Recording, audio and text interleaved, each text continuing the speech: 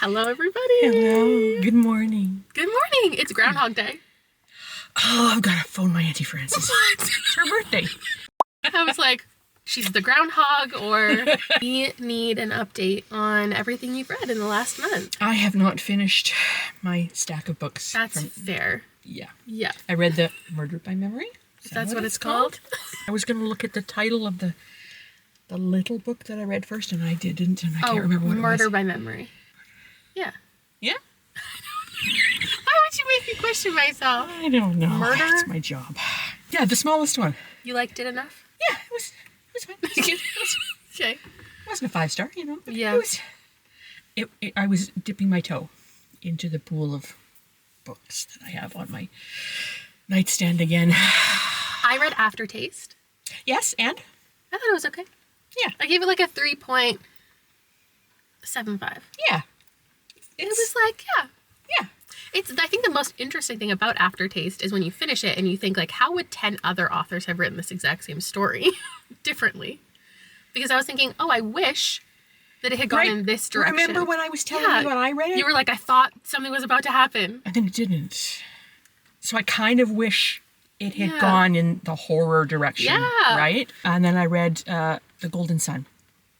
Oh, right. Which was the third in the trilogy. Oh, sick. Yes. I was getting so frustrated with it because it just seemed like they would take a step forward and there'd be a setback and they'd be... Oh. And then they would take a step forward and then there'd be a setback. And it happened over and over. Oh, no. And I was like, But then it was revealed that final setback was actually part of the plan that they didn't let us in on. That they did it on purpose so that they could set a trap. And so, okay, it was fine in the end.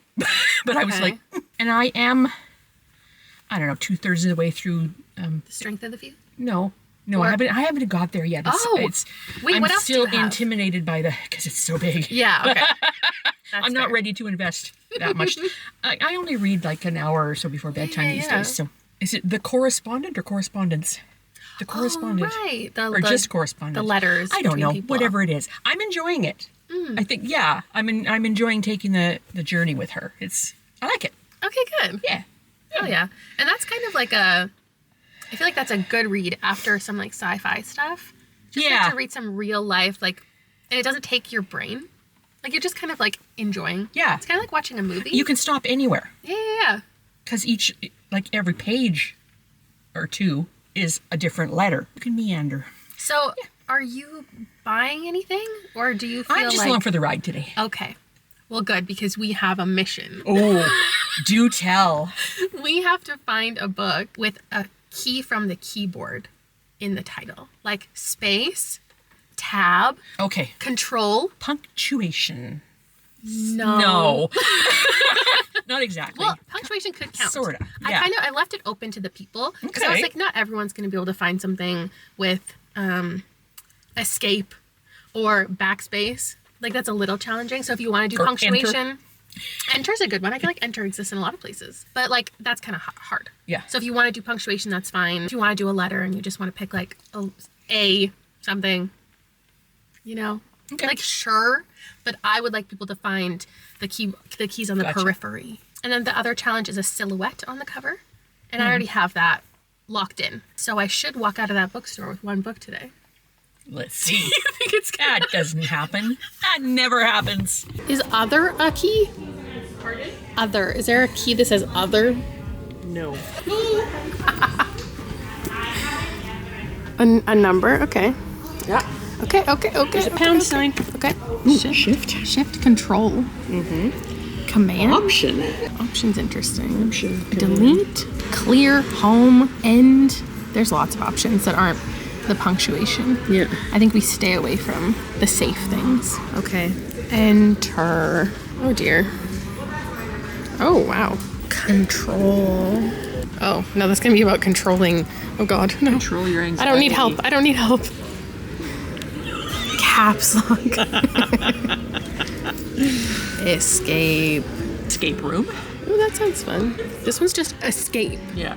With an exclamation point. A has-been reality TV star and a disgraced producer who gets one last shot at redemption on a show set on a remote island, only to discover that the plot twists are beyond what he ever imagined. Return. I feel like Return could be good. The Highlander's Return. Totally. Do you want to be looking this up? Not available in the store. Oh, rats.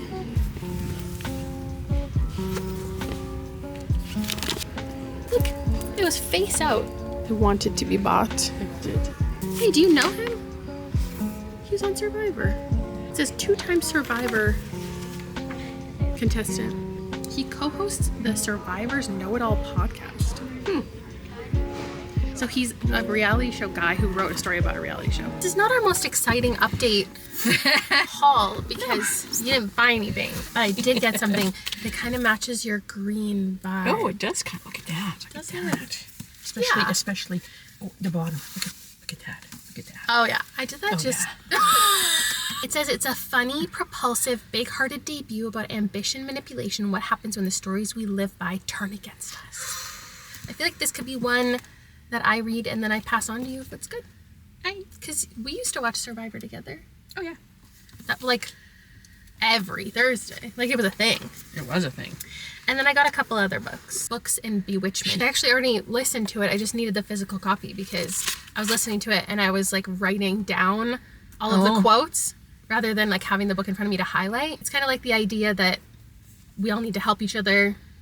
And rather than going for like charities, which still prioritize certain groups of society, it's like how to just prioritize one another and not go through a bigger conglomerate to help each other. Yeah. Like being a good neighbor. Yeah, exactly. I have some good neighbors. Yeah, they like shovel your driveway. Yeah, I've got Bob across the street and I got Bart. I got Clay next door. And Oh, wow. Yeah. Those are quite the names for the men in your neighborhood. they see the little old lady out there shoveling and they come to help. I'm sorry, are you the little old lady? I'm the little old lady. Oh, okay. I was like, you're sending grandma out. Okay, we are going to start with the cover challenge, which is a silhouette. And I specifically chose this one for February so I could read the next Veronica Speedwell. Veronica Speedwell has a little silhouette of her on every single cover. Hello? Oh my God, that is the 4th call trying to schedule an appointment for Liam.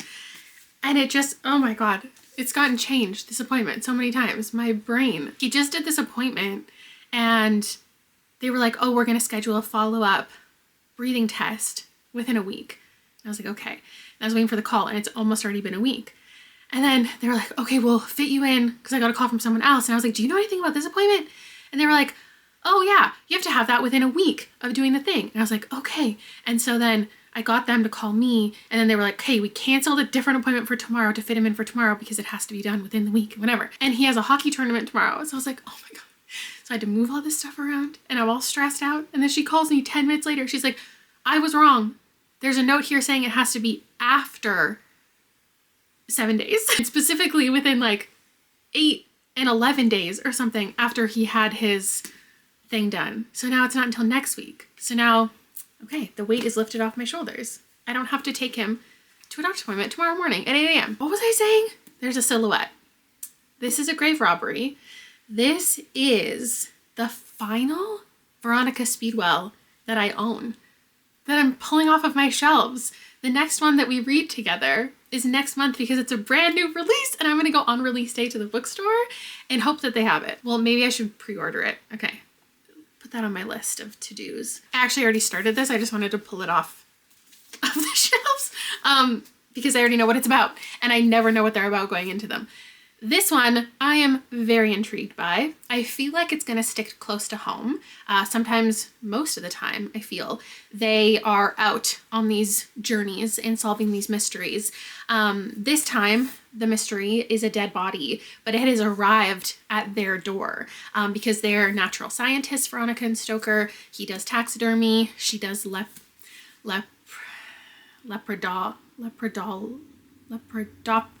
She's a butterfly scientist and they live/work at this museum and this wax figure has arrived. It's like a human being done in wax. Stoker is being tasked with kind of turning it into a Madame Tussauds style attraction for the museum where it can look like it's breathing on its own and like if it's a living being.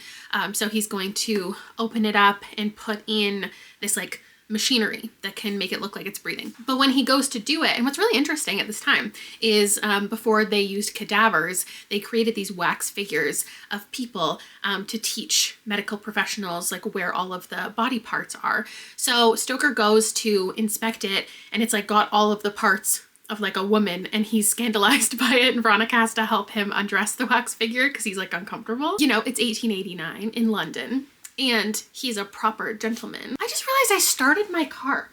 My vehicle's just been, oh, I'm that person. I've complained so much about people running their engines while I'm trying to film, and now I'm running my engine. I was just about to leave, and then I was like, I have to update you, and then I got a phone call, and then I forgot. He goes to dissect the wax figure, and it's a real person. Someone encased a real human being with wax. It's not just a wax figure. We're all shocked. So now they have to figure out where the curator like got it from, the person who sold it, who they got it from, who killed this person, who is this person to begin with. And I really like it already because in the very first chapter, this book and the series is written as if it's written to us. Like Veronica is writing her adventures and exploits, and we're getting to read it all. And she's writing it knowing that people are going to read it. And so there will be moments where she says like, Stoker's looking over my shoulder and talking about what I'm writing. And he was like, why are you writing about this one? This isn't very interesting or whatever. And she's like, I write literally every moment of my life and everything that I do. And he's like, you're not writing about like you and me and like what we get up to. And she was like, no, I do. But don't worry, when I write about you, I'm very complimentary about your physique. Oh, and also in the first chapter, a word popped up, legerdemain. And it's so funny how I did this video one time. It must have been 6 years ago, where I learned the new dictionary word of the day every day for a month. And I learned the word legerdemain, and it's shown up in probably like 5 books over the years. And every time I can't help but think back to that one video and the little robot voice teaching me how to say legerdemain. Okay, that's it for me. I'm gonna go to the grocery store. I'm gonna go pick up Liam. I'm gonna go to the library, and then I'm gonna come back. Yeah, I'm gonna come back and I'm gonna keep reading. Oh my gosh, I forgot to tell you, Booster Juice is back to doing their thing where they pick a name or 2 names every day who get free Booster Juice. So there's a couple more days in this vlog, and we'll see if they pick my name. I think last year they picked Rob's, right? So this year, it's my turn. She is a lepidopterist. Lepidopterist. She was referring to somebody else, and I saw the word on page, which I feel like I haven't seen in a long time. What do I want to say? My battery's about to die. I really like this plot. I think it's really interesting. All of the anatomy stuff, and then it's also one of those types of stories where they go talk to someone, and then that person leads them to someone else, and then that person has a clue about someone else. They go talk to that person, and they're like, oh, you know, Jerry was the one with the dead body. Oh, and they talk to Jerry, and Jerry's like, oh, it was this person helped do this, and blah, blah, blah. I really like that, and it's good that I'm interested in the plot because Veronica, there's 2 things to care about, the mystery and Veronica and Stoker's relationship, and their relationship isn't like, there's nothing really happening. Well, okay, there is stuff happening between them, but there's no like question to it. There's no fun little back and forth. It's just like Veronica every once in a while will imply that she wants to sleep with Stoker, and to him she'll be like winking at him or something, and then the next line it'll be like, and then we did that thing we do. Then we started talking about a dead body again. So no details, but like we know as the reader that Veronica and Stoker are like hanging out off page in a special way. Since there's not like a lot happening for me between them, there's a lot happening for them, but not for me. I have to care about the plot, and I do care about the plot. So that's pretty perfect. And I feel like of all the titles and all the plots, because I talk about all the time, how do you remember which one goes with which? This one, for sure, a grave robbery, like a grave, dead body. This one's gonna stick in my mind. They could have easily have called this A Study in Decay, because that was a line in the book that I was like, ooh, it feels like maybe that's the title she was going for. Who chooses the titles? At what point are the titles chosen? Anyway, we have a hockey tournament this weekend, so 2 games to go to tomorrow, and hopefully I'll finish this before we go, and then I can grab the audiobook of Escape, because it has a bunch of narrators, including Julia Whalen, who I think we all collectively love. Are you going to say hi? Hello. Did you see the Booster Juice names of the day? Not today, no. They were Tristan and Andrea. Mm. Are these the same cups as those two? The exact same? Okay. Look whose name's on it.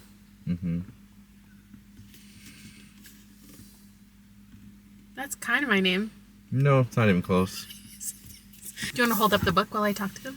I finished my read of A Grave Robbery, and I would put it above both of the last two books that I read, which is exciting.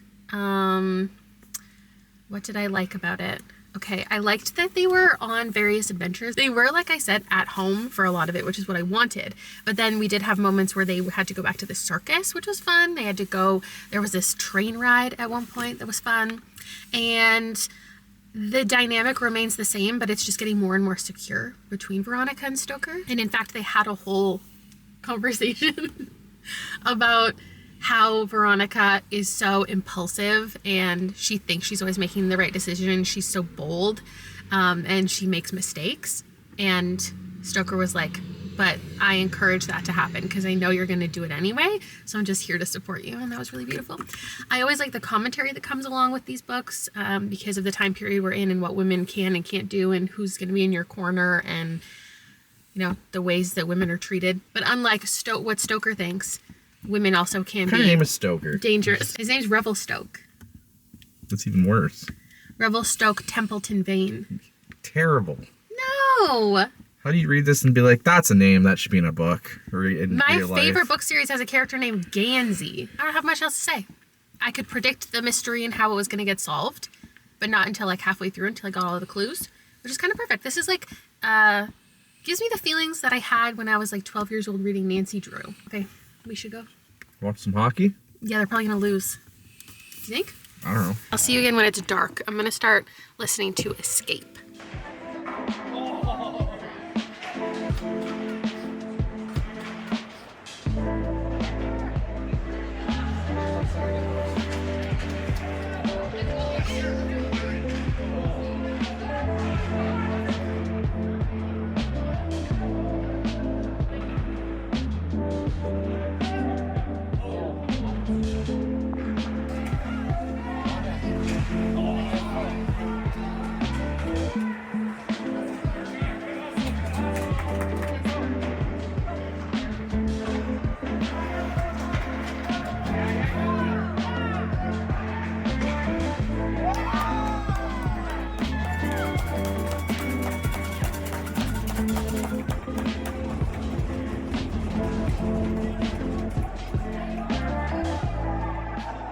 I did have time to update you in between games. I didn't realize, because now we still have an hour and something while another game goes on until our next one. And they won 9-4. I think it was 9-4. And Liam got a hat trick and he got MVP.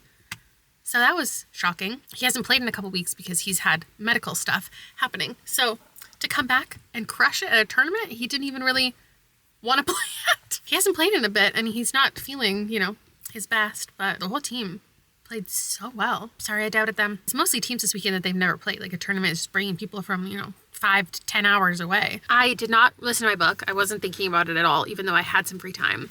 But in this current free time, I think I'll start Escape just so I can get some first impressions. What the heck is this book?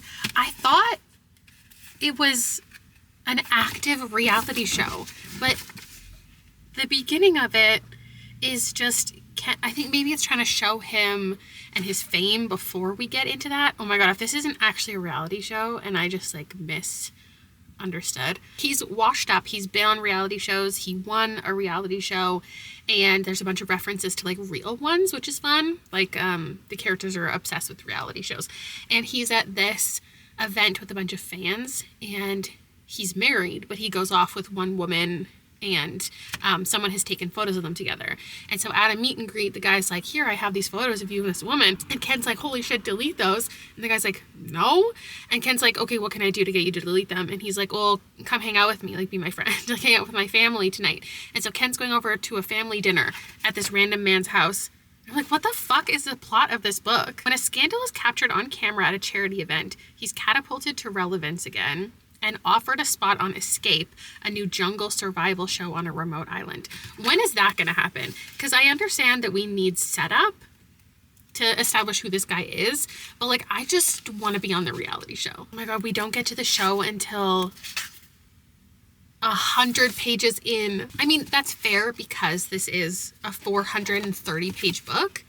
Like, it would make sense that we need that much setup. I just really don't care about the setup. I don't agree with all the people who want show don't tell books. Like, I'm happy with you just telling me stuff. Tell me quickly, and then let's get into the competition.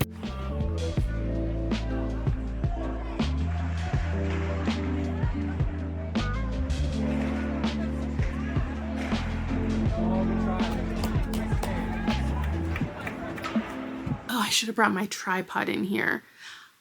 I need to get rid of that. I just pulled it out of the closet. Is that my butt in the mirror? What is that? Get out of here. Oh, update on the second game did not go as well. They lost 4-2 and Liam didn't really do anything useful. Not that you asked. I am halfway through the audiobook for Escape. I've barely picked it up physically. So why did I buy it? I don't know. I definitely understand the reason for the backstory now. And especially because we're actually following two characters. We're following the one who I told you about. And then we're also following this woman who is on the production side of the show, which I love because I want the behind the scenes of it all. And I think what the author really wanted to do with this story is not just make an interesting story, but also show the behind the scenes of a reality show. And something that I've had to do in my various like video production work is get people to talk to the camera who aren't used to it, without just having them answer questions, because it's so hard if somebody's not used to it to get them to rephrase themselves as if we're not in a conversation. So like I have business owners who I'm getting to make content about their business and I have to give them prompts because if you just give a script, it like never works. So you have to kind of prompt them and go back and forth and it'll just start feeling like a conversation when you want it to be more of a clear, like, let me explain the business, blah, blah, blah. And it's really difficult to get out of people sometimes. And I always think about how I bet that's true for reality shows. When they're sitting in a room and they're just talking to the camera, they're really talking to a member of the production team. And I can't imagine how difficult it is. Well, I mean, they're also casting people who are good at being on camera. This is something I think about all the time with reality shows is I think people are just like, oh, well, why don't you just cast like the strongest person if we're doing the challenge or somebody would be really good at this. But it's not just about them being good at the thing the show is about, but it's them being able to talk to the camera and be entertaining and be engaging and also just speak in a way that sounds natural when it's so unnatural to talk this way, like explaining how the game went the day before to the camera, but speaking as if it's currently happening. I just think about it all the time when I'm watching things like the challenge. So this is fun because it's talking literally that exactly through. I can't remember her name. I remember her name, Beck. Beck had an issue with the last show she was making. And so this is kind of a Hail Mary for her career, getting this opportunity she didn't think she'd even have. So there's a lot of pressure on her to make good television. So in this survival show, she's picked a person and is creating a storyline in her head, and she's trying to get all the people to act in the way that she wants the show to go down. And she's having all those conversations internally about how difficult it is to make somebody speak to the camera, and to prompt someone and then get them to repeat themselves, but in a way that doesn't feel like they're in conversation. But then in every other chapter, we flash to Kent and we see what he's up to and the plan that he has. I'm definitely engaged. The writing is good. I'm having a good time. It did take a while. Actually, I think it was chapter 24. So exactly halfway through for the first challenge to start. So they got to the show and they had a bunch of, pre-interviews and getting to know each other and stuff. And then they actually had their first obstacle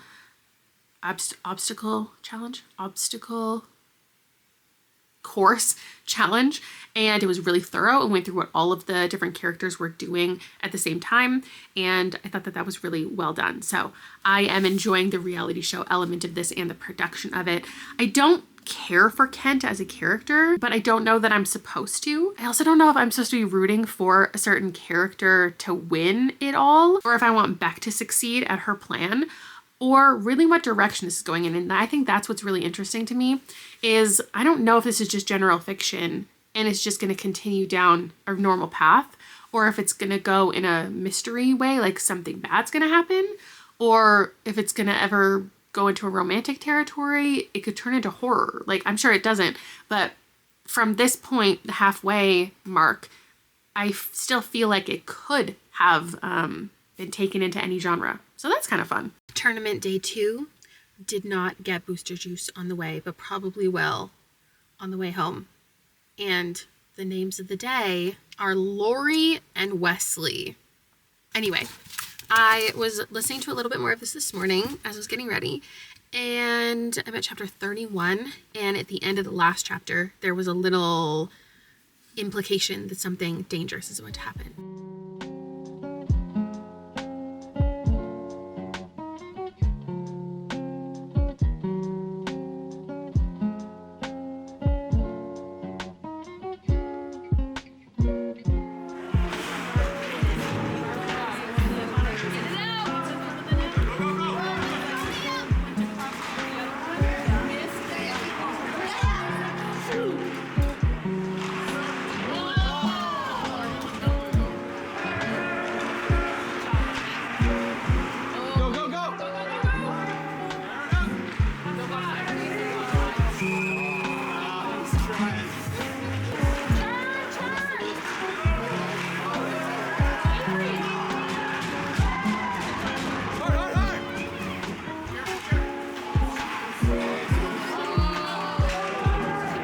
The exciting thing that I thought was about to happen, I mean, there was something exciting that happened, I guess, but I can't help but want this to be a thriller so badly, and it's not a thriller. I think it's just the fact that almost all reality show or game-based thrillers are not very good. And because this is well written and this is interesting and I like the plot, I want it to become a thriller. I want it to become really deadly. I want like murder and crazy things to happen, and I know that's not what the book is, but it would just satisfy my need for a good game thriller. So it's annoying. There's one really good reality show thriller that I've read, but I can't tell anybody that's what it is because that's kind of like a twist of the book. So I took 2.5 hours away from the book to watch hockey, and it was a great game. They won 7-3, and that means they're in, I think, second place in the tournament. So that means we have to be here bright and early tomorrow. Plus, they'll have to play, or they'll get to play. I'll have to watch a second game on like the Super Bowl day. I don't watch any football, but I do tune into the Super Bowl. But that also means they could win like gold for the whole tournament, or silver, or bronze at this point. Everything's still up in the air. I'm really happy for them, and I'm happy for me that I'm liking this book, even though it's not exactly what I want it to be. I still respect what it is, and we're getting little moments from characters who aren't our two main characters. Just a couple various scenes following people, and I wonder if the people that we get an insight into are the ones who survive, the ones who win. I mean, people aren't dying. I still haven't gotten out of my head that I want everybody to be slaughtered. Oh my God, I'll let you know when I finish it. I don't know, like I wish, you know what I really wish? I wish there was, because I saw this in a marketing campaign recently. They sent out ARCs to readers, and there was like a postcard or a bookmark in the book right before a reveal happened. And it said, pull out your cameras, you're about to get a reveal. You're gonna wanna get this on camera. And part of me thinks that that kind of ruins the experience because when you know a twist is coming. But for me and my content creating purposes, I would love if every book did that. And in fact, I think we should have like a database where we can all help each other tell each other where in the book something crazy happens. That's honestly what I've been loving Fable for my book club, is I see a bunch of people have talked at one specific chapter. So like I know something's about to happen and then I can film. So I guess Fable kind of is the answer. But what Fable does is, and what I wish it did, if anyone from Fable's listening, I wish that you could find any book club that has ever talked about a book. So right now you can click on a book and you can see any book clubs that are currently talking about it. But I think you should be able to see any book club that's ever talked about it, so you can go look at old conversations about the book. It's probably just a me thing, but I think it'd be really helpful. So I have finished my book, but I figured I should like let you know how the tournament ends, because maybe someone out there is invested. So I'm going to review this, and then I'm still going to let you know how the game/games go today. We're here bright and early, and they are in second place. And so they play a game now, and then whoever wins that game plays the gold medal game. So it could be them, it could not. The other team in the gold medal game, who already knows they're in the gold medal game, they've won every single game of the tournament that they've been in, including one against us, and that's the only one that our team already lost was against them. It was the 4-2 game, so we'll see. We'll see how it goes. As for escape, actually, I need to check the booster juice names of the day to see if in between games I should drive and go get a booster juice. Oh, it's Jack and Morgan. Okay, that's not me. I'm giving Escape 4 stars, and I know exactly why it's not getting a 5, and I will explain it to you.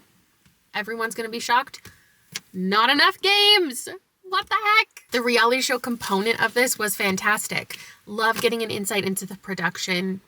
Love seeing all of the storylines be built behind the scenes. And then I really enjoyed watching the dynamics of everybody and like how they were all interacting. But it became a lot of the story was like just the interactions between people, not actively in challenges. I feel like we only got 2 major challenge moments where they were competing and they were actually filming. There was definitely talk about the camera work, but it was more so like a lot of scenes where our main producer, our perspective in the story, one of our 2 perspectives, is alone with another character, and they're doing their confessional, or they're just trying to film clips where she's like, let's go into the woods and try to capture an animal or climb this tree or build this thing, just for like evidence to show the audience that you're doing something and that you deserve to be rooted for and whatever. And the actual filming where like all the production was in one place and there was cameras and there was people and the director and like everybody was there, that just like never really happened. It was more about the one-on-one stuff. So the stakes felt high emotionally, but they didn't feel very high physically. And until the book did ramp up and it got really exciting and really interesting. So that was fun. And I think that the themes of this are good. We're talking a lot about manipulation and how you can control people and the type of person who often gets cast on a reality show, but also the strength and being more capable than you thought you were going into a situation. It also talked a lot about paranoia, valid paranoia and otherwise, where you're planning this whole game structure in your head. You're like, here's what I'm going to do. Like, I don't know if you, I've never have, but I think other people watching reality shows think about themselves in the reality show and how they would behave and how they think people should act and what they would have done. And they're like, watching from their couch like, oh, I easily could have done better. And I think when I'm putting myself in the mind of somebody on a reality show, I feel like there would just be so much paranoia. And that was really exemplified in here. Like, you have an idea for your game plan, what you're going to do, and you think that you're manipulating everyone properly. And you're like, oh, I've balanced everything perfectly. And then the character was like, wait a minute, what if everyone else is doing the exact same thing that I'm doing? And once we get to like tribal council, as it were, what if that person does the exact same thing I am about to do and my whole plan gets shattered? And so you have to make like a plan B and a plan C. I feel like Stephen Fishbach's goal was to not make this too self-insert. Like, I just think he was really aware of what he was doing with the story, because if you were just following a guy who was kind of like him and on a Survivor style show like him, it would just feel like a memoir. And so he really placed that production, although he also has been involved in production. I think that's what it said, right? A former television executive freelanced for a reality producers trade group. Like, what? whatever that means. Choosing to put the focus on somebody who's behind the scenes, I think was smart for like what he wanted to do with the novel and what he didn't want to do with the novel. Nothing was too unexpected in here. I was worried it wouldn't get exciting and dangerous, but it did, but not in a thriller or horror kind of way. And I will always wish that that's what it did. I love the cover, and I'm really glad that I gave it 4 stars because now I can put it on my shelves. I think it's beautiful, and I would recommend it. Of all of the reality show books that I've personally loved, this is an easy recommend over the other ones. Like All This and More and The Compound, I think are for a more niche audience than this one. Anyway, here's a couple clips from a game. You might hop out of here at this point, but I want to let you know, and I want to know how they finish out this tournament.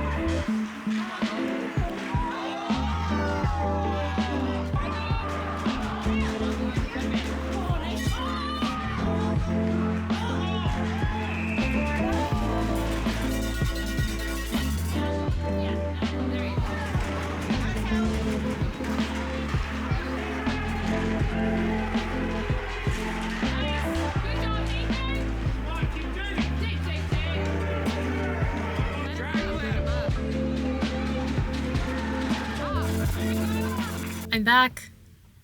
They lost. Oh, it was so sad. They were winning 2-1 until the last like 5 minutes, I think. And then a really unlucky goal went in. And then another one real fast. And suddenly they lost. Well, that means everyone gets to go home and watch the Super Bowl on time. And I can edit this video and get it up in a reasonable time frame. Next up is playoffs. I'll definitely update you about that in a future vlog. So I'll see you later. Thank you so much for watching the second buzzword vlog of the year. I would love to know what you read for yours or what you're planning on reading. I successfully completed the keyboard challenge and I successfully completed the silhouette challenge. I'm not sure which is remaining that I'm gonna find the most challenging. Off the top of my head from the list, I think wings is kind of hard. I feel like I had something in mind, but I can't think of what that was in the moment. And for titles, occupation is definitely a challenging one. And I will accept like the occupation, so like the person doing it, so teacher, but also the act of doing the occupation, like teaching, because I saw a couple of people asking about that one. The one that I will not waver on is instructional title, and a lot of you have been adding the wrong books to your story graph. I've been watching it happen, so I have been removing those from the challenge. But you have until November to figure that one out, so I believe in you. And I'll see you next time. Bye!